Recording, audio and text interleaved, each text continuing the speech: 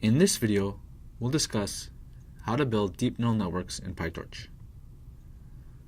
So this is our neural network class or custom module, and it has two hidden layers and one output layer. And it looks pretty similar to our regular network. Except in our object constructor, we have multiple linear objects, and in the forward function, there's just a few more lines. So let's see what's going on. We have our input x, and the size of our input is denoted by the variable din. Then in the first line of our constructor, we create a linear object, and we assign it to self.linear1. Then the second line of our constructor, we create a new linear object, and we assign it to self.linear2. And this represents the second hidden layer. And then the third line of our constructor, we create another linear object and assign it to self.linear3, and this represents the output layer. So to make a prediction, when we call the method forward, we take our input x, we pass it to the object linear1, apply a sigmoid function to it, and assign it to the variable x. Then we take that output, use it as an input to the object linear2, apply the sigmoid, and assign it to x, and then the output goes to our final layer. So now that we know how to construct a network with two hidden layers and one output layer, let's see how the parameters din, h1, and h2 affect the shape of the network. So here's our class constructor construct a model, and because din equals 3, that means we have 3 input features. And we look at this parameter h1. This is the number of neurons we have in our first hidden layer, and it's 3. Now if we recall the constructor for this particular layer, din equals 3. And all that means is because the output of our previous layer is 3, the input of this layer has to be 3.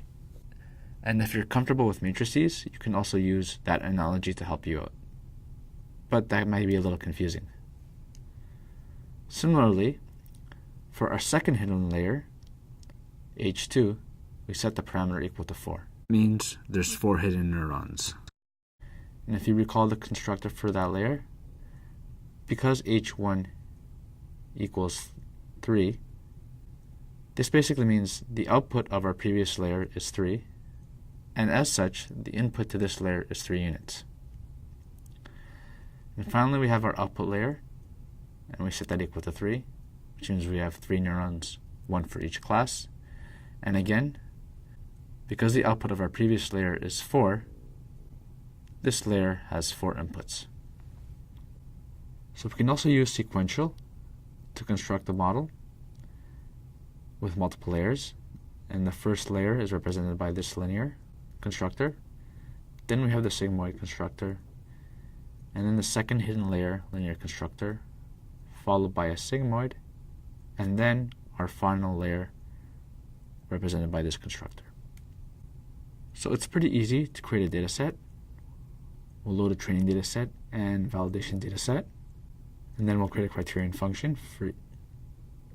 And just to note, it has to be a long tensor and n, not n by 1. And because we're using images and concatenating them, our input feature will be 784, our model, and our input will be 784, representing the image. So we'll have 2 hidden layers, each with 50 neurons, and then we'll have our output layer with 10 neurons, 1 for each. We'll create our train loader and our validation loader, and we'll train each model. So in the lab, we tried the different activation functions, and we can plot a training loss, and we see our ReLU function performs best. And similarly, we can look at our validation accuracy, and we can see that towards the end, the ReLU function is actually performing better than the tanh function. So that's it. And now we're going to go over how to build a network with a variable number of layers.